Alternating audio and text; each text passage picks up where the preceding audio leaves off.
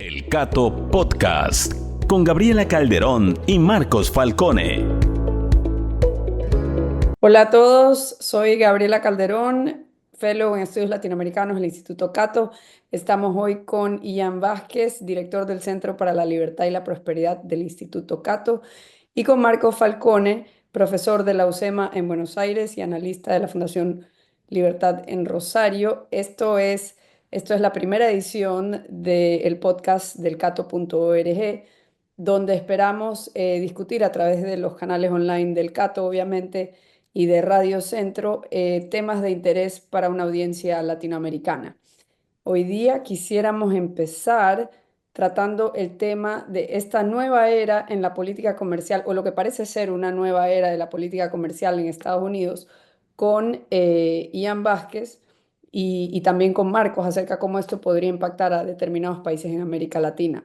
Quisiera comenzar preguntándole a Ian, ¿qué tan probable es que esto sea un parteaguas en la historia de la política comercial de los Estados Unidos? Hola Gabriela, hola Marcos, bueno estar con ustedes. Es una buena pregunta, pero la verdad es que ha habido un giro hacia el proteccionismo que empezó ya en Estados Unidos con la primera presidencia de Trump. Y es que, como sabemos, Estados Unidos casi toda su historia después de la Segunda Guerra Mundial ha sido un país que favorece el libre comercio y que promueve esa política alrededor del mundo. Y es una de las grandes razones por las cuales el mundo se ha globalizado. El mundo ha sido, sobre todo en las últimas décadas, un mundo donde hay mucho más comercio libre que prácticamente en cualquier otra época de la historia mundial. Entonces, este giro hacia el proteccionismo, que lo empezó Trump con políticas de imponer aranceles, etcétera, es algo que una vez que entró Biden, después de la presidencia de Trump, lo mantuvo. Es una política que en la práctica los dos partidos, republicanos y demócratas, favorecen, han participado en ese giro hacia el proteccionismo. Lo que ha pasado en las últimas semanas con esta nueva administración de Trump es mucho más agresivo de lo quizás que la mayoría de nosotros esperábamos, pero eh, sí representa una fase nueva en lo que es el proteccionismo estadounidense, sobre todo si se terminan imponiendo las propuestas que está prometiendo Trump. Algunas justo esta semana ya se han realizado, como por ejemplo los aranceles de 25% al aluminio y al acero de todo el mundo. Entonces, no son buenas noticias ni para la prosperidad, ni para la libertad, ni para el libre comercio. Y es preocupante que esto parece ser solamente el primer paso hacia medidas que van a ser mucho más proteccionistas.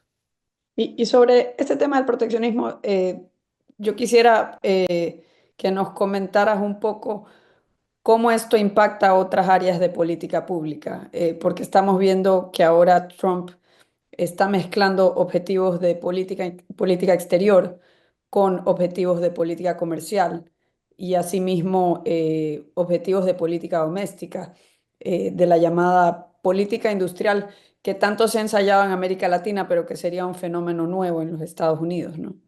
Buena pregunta, es verdad, o sea, hay cosas novedosas en la manera en que se está implementando política comercial.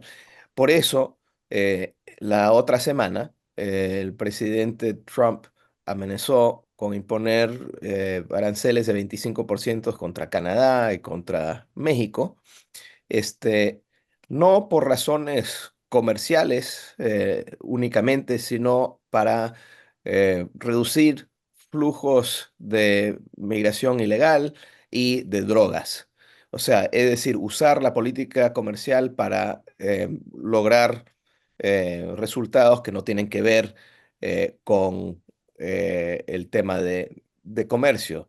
Entonces, eso es novedoso. Típicamente no se ha usado la política comercial para esos propósitos. En el caso de México y Canadá, que son los principales socios comerciales de Estados Unidos, se pudo atrasar la imposición de esos aranceles por lo menos por un mes, veremos qué viene después. Eh, pero es así, cuando Trump en su primera presidencia impuso aranceles sobre el aluminio y el acero a muchos aliados, Europa también, su justificación no era comercial, era de seguridad nacional, cosa que nadie tomó en serio, pero bajo la ley americana tiene la autoridad de poder justificar lo que viene a ser una violación de los acuerdos internacionales acerca de el comercio. Así que eso se está logrando y ha anunciado otras cosas el presidente que también son novedosas y que van en contra de lo que ha sido la tradición de la política comercial durante décadas de Estados Unidos. Si me puedo meter, hola, ante todo, gracias Gabriela e Ian por la invitación. Estoy un poco más liviano que Ian porque hace calor acá en el sur. Yo estoy en Buenos Aires, Ian está allá en Washington. Una cosa que nos sorprende aquí en Argentina estos días acerca de este nuevo giro proteccionista por parte de los Estados Unidos es que parece que no nos va a dejar afuera a nosotros, ¿no? A la Argentina, que es un país con el que se especulaba si habría una amistad un poco más preferencial, ¿no? Ahora que Milei y Trump parecen compartir algunos objetivos, como puede ser la desregulación de la economía, y bueno, luego de que Milei fue a la asunción de Trump en Estados Unidos y fue uno de los pocos invitados que estuvo muy bien ubicado, algunos estaban recordando que en la primera imposición de aranceles de la primera presidencia de Trump en el 2018, creo que al acero también específicamente, Argentina había quedado exenta en su momento, y este no es el caso hoy. Parece que hoy este giro proteccionista es con todos, lo decía Ian, ¿no? Es un giro que casi que empieza por los vecinos, por Canadá y México, entonces es impredecible y pareciera ser que es simplemente el comienzo de una serie de medidas que se pueden venir en el futuro, ¿no?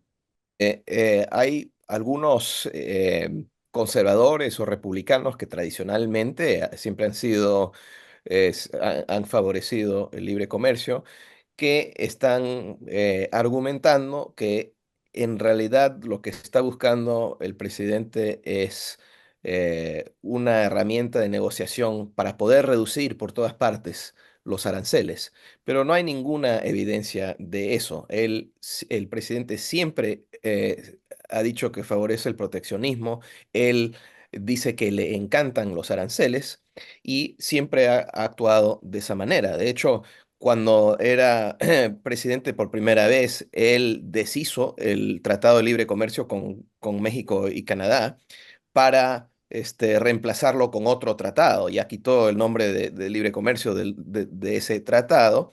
En la práctica, no cambió demasiado, lo empeoró algo, pero no cambió demasiado. Después declaró un gran triunfo de política comercial, pero hoy está amenazando a México nuevamente por temas comerciales y dice que el tratado no sirve para nada, el mismo que él negoció y firmó. Entonces, yo creo que hay cada vez más ese movimiento hacia mayor proteccionismo, incluso con los supuestos socios y aliados. Y claro, detrás de todo esto está China, que es declarado por Trump un rival, enemigo. Ya impuso, además de los aranceles que impuso la vez pasada, que el presidente Biden no los desquitó, impuso un 10% de aranceles sobre todas las exportaciones de China hacia Estados Unidos. Cada vez más que se empeora la guerra comercial entre Estados Unidos y China, va a ser peor para todo el mundo y sobre todo para países en desarrollo, porque va a afectar negativamente a, a la economía mundial. Y eh, no hemos mencionado que cuando se imponen aranceles, siempre hay represalias de otros países que imponen sus propios aranceles, que nuevamente empeora el comercio internacional, eleva los costos, empeora la economía internacional. Y eso es lo que pasó la vez pasada con China, cuando se impusieron un montón de aranceles. China respondió al imponer sus propios aranceles sobre exportaciones de agricultura de Estados Unidos, lo cual incentivó al gobierno federal de Estados Unidos a hacer un rescate de 30.000 millones de dólares al sector de agricultura en Estados Unidos. O sea, esto termina costando bastante, sin mencionar los altos costos del mismo proteccionismo que lo terminan pagando los estadounidenses, los ciudadanos estadounidenses, que son los consumidores. Y esos costos han sido altos. El que paga el costo del arancel siempre es el consumidor. Hay algo que Ian, yo quisiera, perdón que te interrumpí, Marcos, pero como dice Marcos que él está en el sur, yo también me encuentro acá en el sur de Guayaquil y en el caso de tanto Ecuador como Argentina, somos países que no tenemos mucha apertura comercial, como sí lo tienen las economías centroamericanas y países vecinos como Chile, Perú, Colombia, que lograron un TLC en algún momento con Estados Unidos. Nosotros nos quedamos fuera de ese tren de cierta manera. Yo quisiera que nos expliques un poco qué ha ocurrido en este bloque norteamericano, este gran bloque de Canadá, México y Estados Unidos, cómo se han integrado estas cadenas de suministro y cómo, o sea, cómo estas medidas impactan eso. Es que, claro, en las últimas décadas lo que ha ocurrido en Norteamérica, como ha ocurrido en buena parte del mundo, o sea, esto es solo un ejemplo de lo que está ocurriendo por todo el mundo, ha habido una integración económica muy importante, por lo que para producir automóviles, por ejemplo, en Estados Unidos, se toman insumos de Canadá y de México, y no solamente cruzan esos insumos una vez para producir un carro, cruzan múltiples veces. Por lo tanto, cuando se habla de que se importó una parte producida en México para un carro que se está produciendo en Estados Unidos, en realidad, si ese carro está, si esas importaciones vienen de México, se han hecho estudios que encuentran que el 75% de lo que se está importando en realidad viene originalmente de Estados Unidos. Por lo tanto, es, no es correcto pensar que todo se está produciendo en otro país sin que Estados Unidos esté creando valor o beneficiándose enormemente de un valor agregado. Y por lo tanto, sí si se imponen los aranceles, van a elevarse los costos de los carros y para producirlos en Estados Unidos. Y es justamente por eso que son las mismas empresas automotrices en Estados Unidos que están en contra de estos aranceles. No les está beneficiando a ellos. Ellos saben, además, que están compitiendo con empresas de automóviles en todas partes del mundo, que también están integrados con otros países. Por lo tanto, esto les va a elevar el costo y hacer mucho más difícil competir y tener éxito en el mercado. perdón, quería agregar una sola cosa a lo que estabas diciendo antes, Ian, que se relaciona con quiénes son los que se oponen ahora al proteccionismo, que me parece interesante porque es muy loco para mí, por lo menos, ver que ahora Bernie Sanders denuncia en Estados Unidos que si se imponen aranceles, entonces los consumidores van a pagar más, ¿no? Porque uno esperaría que, claro, que por su background ideológico, ¿no? Que por su formación él esté de acuerdo. Y entonces no, ahora tenemos a la izquierda denunciando el proteccionismo de la derecha, lo cual a su vez me hace acordar a lo que pasaba, por ejemplo, en el Cono Sur a principios del siglo XX, ¿no? Donde teníamos a los principales partidos, entre comillas, populares, ¿no? De izquierda, que denunciaban políticas como el proteccionismo porque decían que hacía todo más caro para los trabajadores, lo cual es cierto, es estrictamente cierto, sigue siendo cierto hoy mismo. También denunciaban, digo, otras políticas como la emisión monetaria descontrolada, ¿no? Por fuera del patrón oro, pero es muy llamativo cómo tan rápidamente se invierten los roles, ¿no? Porque incluso la administración Biden también era proteccionista y sin embargo no teníamos este ataque al proteccionismo que quizás sí se empieza a ver ahora desde la propia izquierda porque la derecha lo está haciendo. Sí, me está ocurriendo un poco de eso, aunque no, a mi gusto no demasiado. Hay que reconocer que Bernie Sanders siempre ha representado la rama más a la izquierda del partido demócrata o de la izquierda estadounidense. Él está en un extremo. Hay muchos más en ese extremo hoy día de lo que era el caso hace 10 años, pero en general el Partido Demócrata sigue siendo mucho más proteccionista de lo que era hace 10 años. Me gustaría pensar que de repente entendió los beneficios del libre comercio y el libre mercado Bernie Sanders, pero dudo que eso es lo que le está motivando en este caso.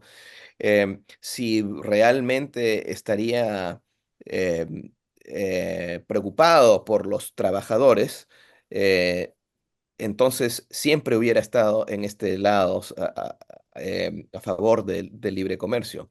Podemos, podemos usar el ejemplo del proteccionismo al acero y al aluminio, por ejemplo, porque ya se han hecho estudios sobre el efecto de la vez pasada cuando Trump impuso esos aranceles. Y lo que pasa es que, claro, si tú proteges la industria de em, acero, vas a proteger a los trabajadores en esa industria. Lo que pasa es que hay muchos más trabajadores que trabajan en industrias que dependen de esos insumos y por lo tanto al proteger a un trabajador en la industria de acero, le estás desprotegiendo y desfavoreciendo a 177 trabajadores en industrias que dependen de acero, que van a tener que lidiar con costos más altos y ese tipo de cosas. Así que perjudicas a muchas más personas, consumidores y trabajadores al tomar este tipo de medida. Bueno, eso es Bastiat, ¿no? Lo que se ve y lo que no se ve, las consecuencias que no se Correcto, ven, políticas que son específicas de un sector. exactamente. Y otra, ya para ir concluyendo con este tema, yo quería que nos expliques un poco qué podemos esperar de este nuevo anuncio de reciprocidad en el trato comercial. Es un concepto que tradicionalmente para los estudiantes de política comercial no suele ser algo negativo, suele más bien ser algo positivo, incluso me recuerda al concepto de nación más favorecida. Pero quisiera que nos expliques qué podríamos esperar porque reciprocidad puede ser para bien o para mal, ¿no? Bueno, claro, o sea, la propuesta, no tenemos los detalles, pero la propuesta de Trump es que él pronto va a imponer una política de reciprocidad comercial. Él dice que Estados Unidos tiene aranceles bajos para muchos países cuyos aranceles son altos para las exportaciones de Estados Unidos. Y por lo tanto, si esos países no bajan sus aranceles, Estados Unidos va a elevar sus aranceles.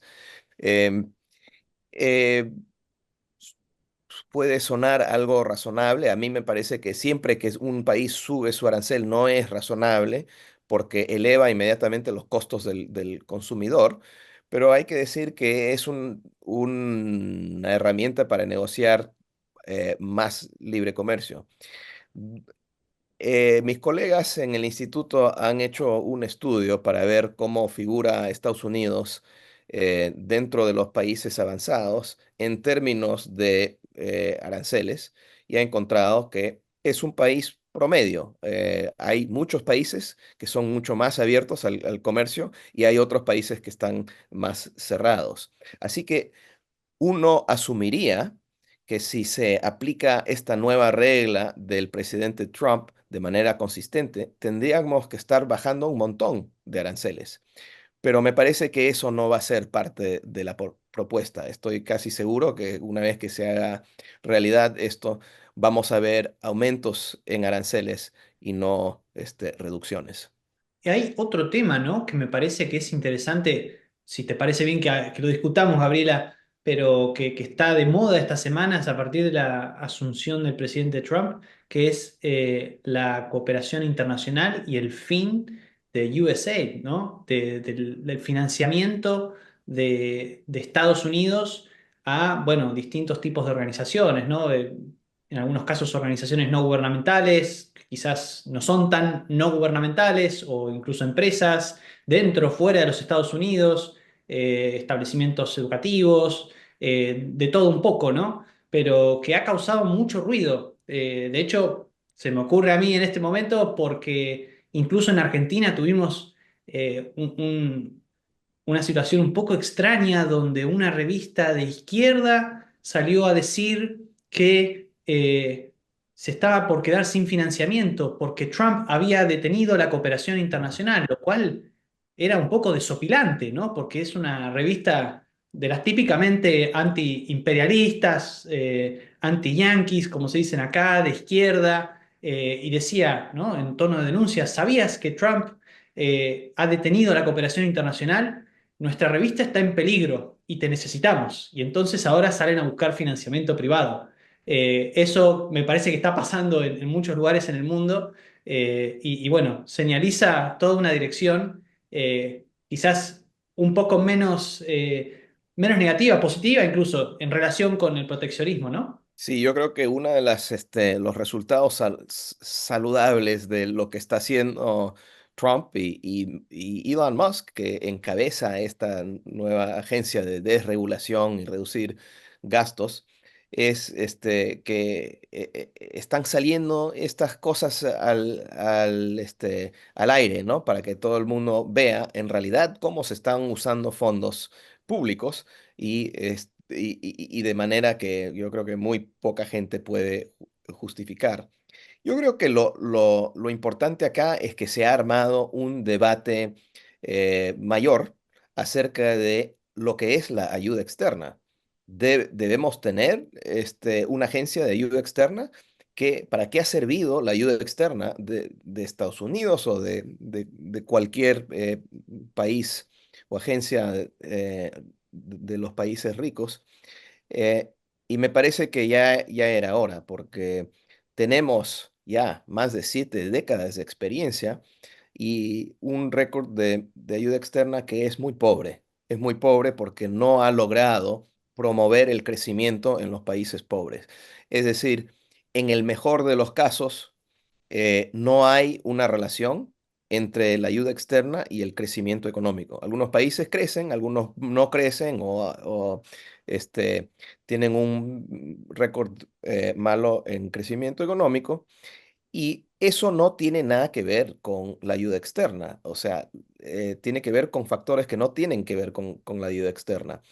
En el peor de los casos, la ayuda externa se extiende hacia países y gobiernos cuyas políticas económicas e instituciones y situación política es pésima y entonces termina fortaleciendo a gobiernos que tienen entre las peores políticas económicas del mundo y eso es una manera de financiar la miseria de la gente pobre para empezar, o sea, no es exactamente lo opuesto. En esos casos, la ayuda externa está empeorando la situación de la gente en el mundo en desarrollo y el resultado es corrupción, es más deuda, no es el desarrollo económico. Y por lo tanto, eh, los académicos que sí han estudiado esto de manera rigurosa por mucho tiempo han llegado a un consenso que no hay que esperar que la ayuda externa pueda promover el desarrollo económico. No hay evidencia para eso.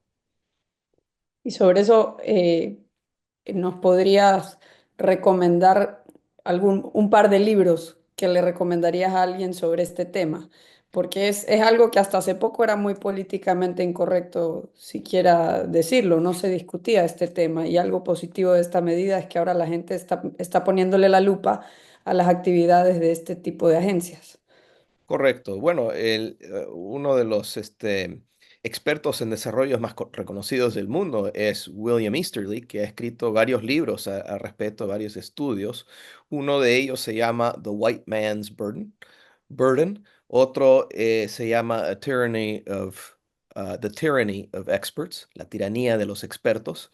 Esos son dos libros que yo recomiendo altamente. Claro que el trabajo de uno de los pioneros en el estudio las economías en desarrollo es Peter Bauer. Casi cualquier cosa que él ha escrito, no solamente sobre la ayuda externa, sino también sobre lo que son los factores reales que crean el crecimiento, es recomendable y él escribió muchos libros. Angus Deaton también escribió un libro muy importante a respecto que se llama The Great Escape y él tiene un capítulo sobre la ayuda externa. Él es un profesor en Princeton University, un premio Nobel de Economía, y por décadas se ha considerado uno de los más grandes expertos en desarrollo económico. Uno no puede leer lo que él ha escrito en ese libro y pensar que la ayuda externa sirve para promover el crecimiento económico y él explica las diversas razones por qué fracasa. Em, Así que em, podría recomendar un montón de otros estudios. Esto no es el lugar, pero sabiendo todo esto, siempre han habido gente que dice, bueno, entonces debe servir la ayuda externa para promover las políticas que sí resultan en crecimiento económico, promover las instituciones, hay que apoyarlas a través de la ayuda externa. Y ahí también ha fracasado completamente esta medida, eh, porque al entregar dineros públicos en forma de asistencia externa, a cambio de promesas por gobiernos que van a implementar reformas, hemos visto que típicamente se ignoran esas promesas, no se cumplen y las agencias de ayuda externa regalan dinero de todas maneras. O sea que no hay mucha credibilidad acerca de esa condicionalidad que se le, que se le pone a estos préstamos. Y por lo tanto, como todos saben que ya sea el Banco Mundial o USAID o lo que sea, tienen que gastar dinero, tienen todos los incentivos para siempre gastar dinero, no tienen credibilidad. Algunos países sí reforman sus economías, algunas no, y nuevamente podemos decir que el factor decisivo no tiene nada que ver con ayuda externa o con el hecho de que algún país ha estado recibiendo ayuda externa por 40 años y de repente cambiaron. Cambian políticas los países por un montón de factores, no tiene que ver con la ayuda externa. Es muy interesante esa cuestión, Ian, del cómo, del por qué no funciona la ayuda externa. Porque en América Latina, por ejemplo, si bien en otros continentes, también en América Latina, uno de los motivos puede ser simplemente la corrupción, ¿no? O sea, que el dinero público que se entrega a cambio de promesas termina yendo a los bolsillos de los gobernantes, sobre todo en regímenes que tienden a ser autoritarios o totalitarios, ¿no? No democráticos. En América Latina hemos visto una y otra vez cómo los fondos de la ayuda externa simplemente se dilapidan y a veces se dilapidan de maneras un poco insólitas, ¿no? Para políticas como, por ejemplo, sostener un tipo de cambio artificial. Ha ocurrido acá en Argentina. Pero es muy impresionante que una vez tras otra, lo que termina pasando es que los actores locales reconocen esto mismo que decís, que en realidad no pasa nada, que los organismos internacionales van a volver a ayudar y entonces no hay ningún incentivo para hacer las cosas bien. Aunque también es cierto, ¿no?, que últimamente hay algunas suspicacias, por ejemplo, acá en el Cono Sur, sobre por qué pareciera a veces que los organismos internacionales se prestan a intervenir más cuando los gobiernos son peores, ¿no? Porque hemos visto, por ejemplo, en los últimos años que teníamos un gobierno de izquierda en Argentina que nos estaba llevando hacia una hiperinflación. De hecho, terminamos con 220% de inflación en el último año de ese gobierno. Y sin embargo, teníamos desembolsos frescos de dinero, por ejemplo, del Fondo Monetario Internacional, todo el tiempo, que salvaban al gobierno, ¿no? Digo, porque la ayuda externa va más allá de subsidios de USAID, digo, va a través del FMI, del BID, del Banco Mundial, ese tipo de organismos. No, Y lo que sin estás embargo, diciendo, o sea, lo que estás diciendo me recuerda un poco a esta comedia muy vieja ya de Pete Sellers, el Little Mouse That Roared, el ratón, el pequeño ratón que rugió, que se trata de este país ficticio que decide declararle la guerra a Estados Unidos porque dicen los protagonistas, los estadounidenses son estas personas, son este pueblo muy extraño que cuando le declaras la guerra luego viene y te da ayuda externa para la reconstrucción. Entonces es una guerra que se le declara a los Estados Unidos precisamente en búsqueda de una especie de plan Marshall para una reconstrucción y el comentario de la película, Pete Sellers hace el personaje que gobierna esta pequeña nación, dice, bueno, lo que nosotros necesitamos es mucha plata para nosotros, pero para los americanos es nada. O sea, porque realmente esta película me recordó a lo que se ha venido diciendo del recorte de USAID en el gran esquema del gobierno federal. Viene a ser, no sé si es 1%, es un presupuesto como de 40.000 millones, que viene a ser como acercándose a la mitad del PIB de Ecuador, y pareciera una gotita en el mar de las finanzas públicas de Estados Unidos, pero para ciertas organizaciones, como tú lo comentabas, Marcos, ha resultado ser la diferencia entre la vida y la muerte. Hay todo un entorno de pequeñas organizaciones con diversas agendas, programas, objetivos políticos, muchos de ellos, en la región, y debe ser igual en otras partes del mundo, pero lo sabemos de América Latina, para los cuales esta gotita en las finanzas públicas de Estados Unidos es gran parte de su presupuesto. Es así, hay los defensores de la ayuda externa en Estados Unidos dicen que no nos cuesta mucho en Estados Unidos, ¿por qué recortarlo?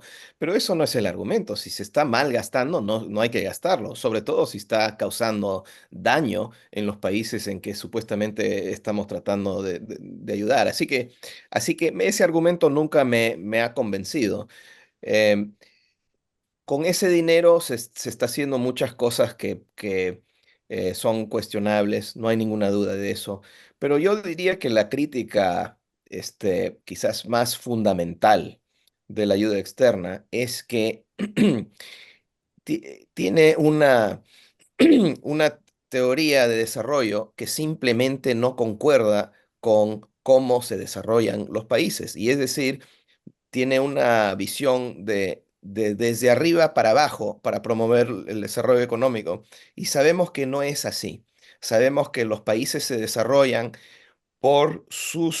debido a sus propias instituciones y políticas que tienen que cambiar o fortalecerse para poder tener crecimiento. Así es toda la historia económica de los países que hoy día son ricos, se trata de eso. Primero se establecieron políticas de limitar el poder del gobierno, fortalecer la propiedad privada, respetar contratos, ese tipo de cosas, y solo después viene el crecimiento económico. No es que primero le das dinero a gobiernos y a países y después de alguna manera resultan las políticas que son necesarias. Entonces, me parece que toda la filosofía y la visión de ayuda externa lo viene por un lado absolutamente equivocado y es fundamentalmente por esa razón que fracasa.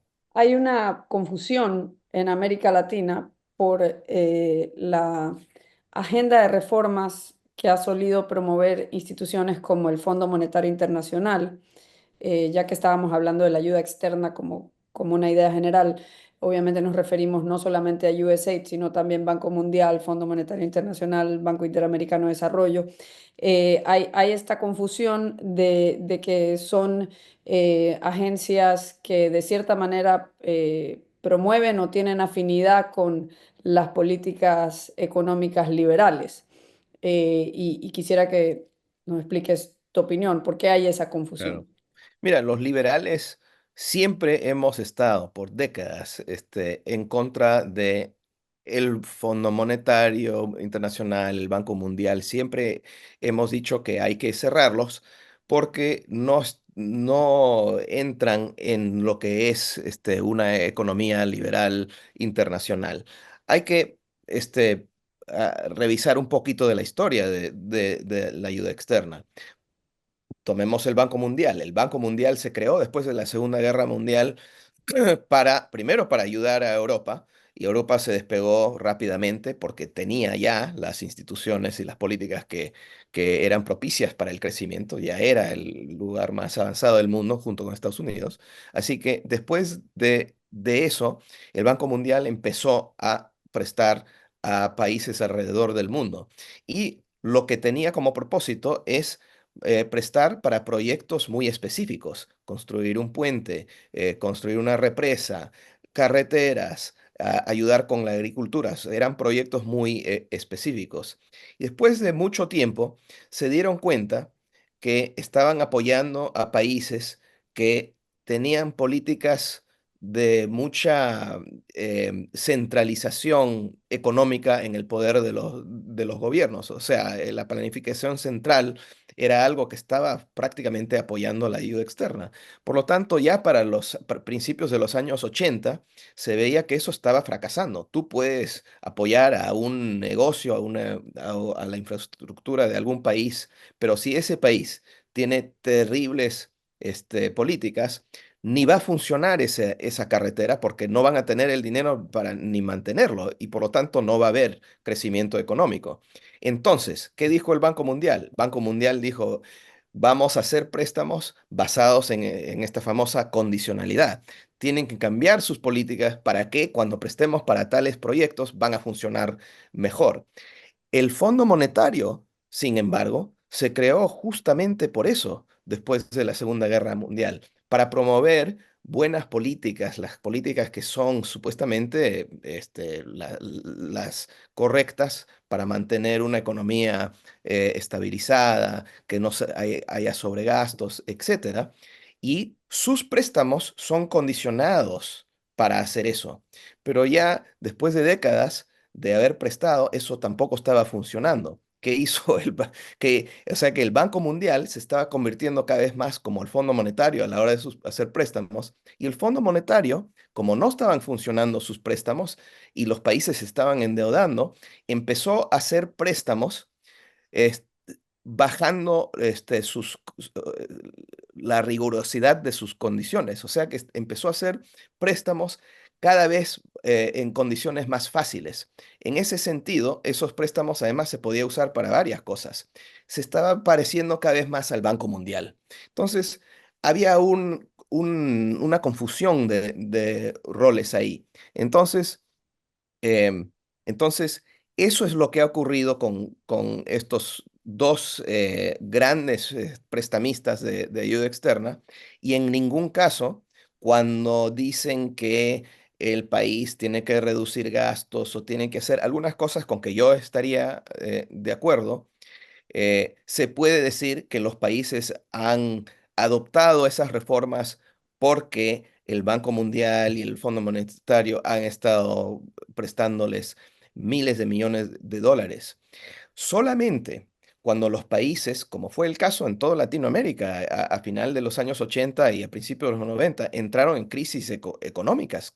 Solamente por las crisis económicas han tenido que eh, hacer grandes cambios y reformas económicas, pero no era porque el Banco Mundial y el Fondo Monetario estaban prestando por décadas, era porque la realidad económica se impuso.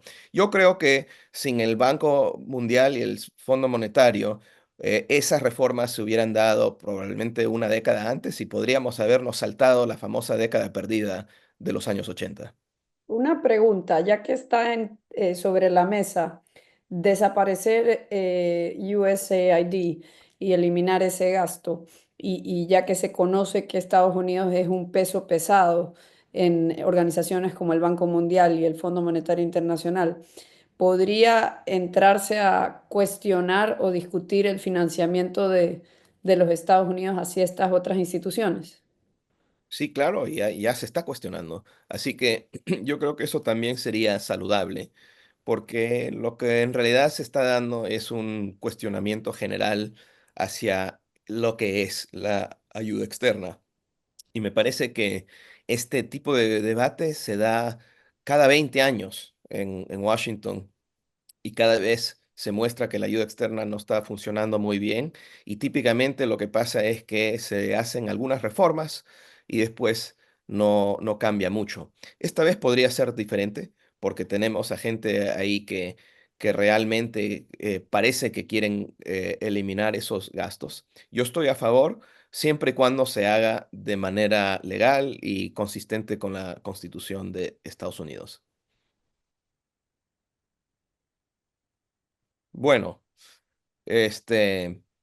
Creo que tenemos un poco más de tiempo para discutir otro tema y creo que tanto yo y Marcos y otra gente nos interesaría saber qué está pasando, Gabriela, en Ecuador, que ustedes están a punto de hacer una segunda vuelta de elecciones en unas semanas todavía y inesperadamente el correísmo está nuevamente amenazando.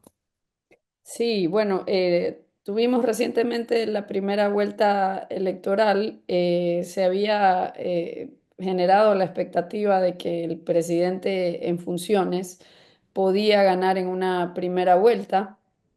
Es decir, había un optimismo por parte del oficialismo de que iban a lograr conseguir 50% más uno de los votos válidos y 10% sobre la segunda fuerza política. Eso decían muchas encuestadoras.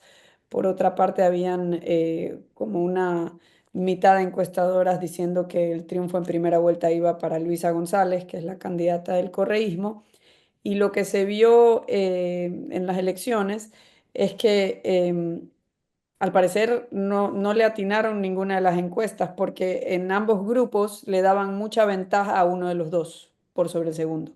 Y lo que ha sucedido es que está muy estrecha la diferencia. El país está polarizado entre estas dos opciones. Hay hasta este momento lo que sea el conteo oficial, hay menos de medio punto porcentual de diferencia entre Daniel Noboa y Luisa González, lo cual nos indica que en primera vuelta el correísmo se ha fortalecido. Nunca antes, desde 2017 que salió Rafael Correa de la presidencia, han logrado tener tanto en primera vuelta. La candidata al correísmo ha roto ese techo, que era alrededor de 30 o 35%, que es la base dura de ellos, lo ha pasado con creces. Y asimismo, es la primera vez que un candidato no correísta en primera vuelta sale con una votación más alta que el correísmo. Entonces, no, todavía estamos digiriendo los resultados porque digamos, sorprendente la concentración en dos candidatos. Aquí tenemos un sistema electoral usualmente muy disperso. Había 16 candidatos a la presidencia y usualmente eso suele resultar en que el primero tiene un 30-35%, el segundo tiene un 20 y pico por ciento, el tercero tiene un 8%, de ahí tenemos algunos de 5 o 4%. Ahora se concentró entre dos opciones casi el 90% de los votos. Y el resto de los 14 candidatos tenían décimas. El tercer candidato que tuvo más votación es Leonidas Isa, que lideró las dos protestas nacionales violentas, un líder indígena que salió secuestrando a miembros de la policía en el año 2019. Él obtuvo casi 6% de la votación y el resto de los candidatos menos de 1%. Entonces, esto significa que mientras que Luisa González va a poder negociar al por mayor con ciertos candidatos de izquierda incluso más radical que el correísmo, Daniel Noboa va a tener que negociar al menudeo por estas décimas de distintos candidatos, porque básicamente los dos concentran casi el 90% y van detrás de ese 10% que no votó por ellos. Según tú, Gabriela, ¿a qué se debe el regreso del correísmo? O sea, ¿tiene que ver con un voto de protesta en contra de este gobierno o simplemente la situación grave que ha estado viviendo el país? El país ha estado viviendo una situación grave de seguridad. También el 2024 fue un año de recesión económica. Según las últimas proyecciones del FMI, Ecuador habrá crecido en 2024 menos 0,4%. Y eso hay que sumarle que desde 2017 el PIB per cápita en promedio ha crecido 0,9%. Entonces es un estancamiento que ya atraviesa tres administraciones distintas. Hay que recordar que, por cierto, el estancamiento se inicia antes, estando todavía Correa en el poder, desde el año 2014, porque si incluimos esos años, el PIB per cápita creció 0,6% en promedio. Entonces, realmente es un estancamiento que atraviesa todas estas administraciones, yo creo que porque se le ha dado la prioridad a la reforma política, al supuesto descorreizamiento de las instituciones, fiscalía, poder judicial, la asamblea, el poder de este cuarto poder que hay aquí en Ecuador, que es el Consejo de Participación Ciudadana, que elige las autoridades de control. Se le ha dado ya en 3 gobiernos prioridad a eso y siempre se dijo que la reforma económica vendría después. Y lo que ha sucedido mientras tanto es que los problemas económicos no se han resuelto y seguimos con un crecimiento que no alcanza, ¿no? Si lo vemos en términos de que crecemos en promedio menos que lo que crece la población, es una situación muy decadente y de poca esperanza. A eso se le suma la crisis de seguridad, que la gente quiere una solución para ayer, no están en una situación desesperada, sobre todo en las provincias de la costa. Si uno ve el mapa de la votación, ve que donde más apoyo tiene Luisa González, donde quizás ahí no es que son el voto duro de Correa, sino un voto ya decepcionados de Daniel Noboa, que tiene el desgaste de un año en el poder. Lo que vemos es tal vez una desesperación por algún cambio. Ser el presidente en funciones, que también es candidato, tiene muchas ventajas, pero también tiene la desventaja del desgaste en el ejercicio y gente que espera resultados en cuestiones básicas como la seguridad, sobre lo cual no se puede decir que la situación ha mejorado mucho. Entonces quizás hay esta falta de esperanza, de dinamismo en el crecimiento económico y también el miedo por la situación de inseguridad que se vive sobre todo en la costa del Ecuador y en provincias como Guayas. No obstante, en las ciudades principales, incluso en la costa, sí gana Daniel Noboa. Es decir, en las principales ciudades del país sigue habiendo un rechazo mayoritario al correísmo. Gabriela, ¿ves en estos resultados y en el contexto económico que precede a esta elección un fenómeno similar al que ocurrió en otros países de América Latina, sobre todo a partir de la década del 2000 y 2010, donde, claro, el populismo, sobre todo de izquierda, emprendió una campaña de gasto público desenfrenado y de déficits, que luego otros gobiernos han venido a tratar de solucionar, pero que se han visto impedidos de hacerlo o no han tenido la voluntad suficiente como para ordenar las cuentas? ¿Hay algo de eso en esta elección? Me inclinaba a pensar que era la economía y que por eso la gente se decepciona, pero también es cierto, y tú mencionaste los 2000, también es cierto que cuando Correa llega a la presidencia por primera vez en el año 2007, la economía ecuatoriana venía creciendo a una tasa muy dinámica y había habido un crecimiento posterior a la crisis financiera del 98-99, un crecimiento sostenido y por encima del, o sea, digamos, 4,5%, que es muy superior al 0,9% que hemos tenido en los últimos 7 años. Entonces, dicen que a veces las crisis o las grandes revoluciones se dan de grandes periodos de prosperidad. Aquí nunca llegamos a tener un gran periodo de prosperidad. Estamos hablando de que ese periodo de crecimiento sano, sin déficit, sin crecimiento del endeudamiento, es decir, sostenible, se dio solamente entre el año 2000 y 2006. Pero llegó este discurso que arrasó alrededor de la región, porque no era solo Ecuador, y a veces pasa eso, que con el impulso de grandes victorias a nivel regional hay un efecto de contagio. Y yo creo que eso es lo que pasó en Ecuador en el año 2006-2007, porque aquí no había ninguna crisis ni emergencia nacional. De hecho, la economía le estaba yendo muy bien, mejor que en las 2 décadas anteriores. Pero él creó esta narrativa, tomó control de la narrativa y la gente se la creyó, en parte porque estaba muy fuerte, muy en boga el chavismo alrededor de la región. Lo que está pasando acá es paradójico porque uno creería que puede haber algo de contagio de la ola de Milei, que sí la ha habido, por ejemplo, en otras partes del mundo, pero aquí más bien se nota que el electorado está buscando una opción radical de centro izquierda o de izquierda. El mismo presidente Daniel Noboa se describe como de centro izquierda y dice que su líder político preferido es Lula da Silva. No lo dijo hace 10 años, lo dijo el año pasado en campaña. Entonces, el país claramente no ha sido contagiado por esta ola de reformas de corte liberal como se está dando en la Argentina, ni siquiera parcialmente, porque se puede decir que hay algo de eso en Estados Unidos con toda esta iniciativa de reducir el gasto del gobierno federal. Pero acá lo que se sigue buscando es alguien que continúe gestionando un modelo estatista heredado del correísmo. Las opciones distintas, que sí las hubo al menos 3 candidatos con un discurso similar al de Milei, y gran parte del periodismo lo que hacían era, digamos, lo encontraban cómico o gracioso porque pensaban que estaban estos candidatos con poca aceptación popular tratando de copiar a Milei. Y bueno, eso se da, pero no tiene importancia cuando tenemos un electorado que frente al panorama preocupante de seguridad creen que la única salida es una forma de gobierno más o menos autoritaria. Gracias, gracias, Gabriela. Y bueno, esta ha sido la primera edición de este programa que queremos hacerlo para comentar los sucesos que hay en América Latina. Para quienes no nos acompañaron desde antes, somos Gabriela Calderón, Marco Falcone e Ian Vázquez. Esperamos que nos acompañen en una próxima edición. Muchas gracias.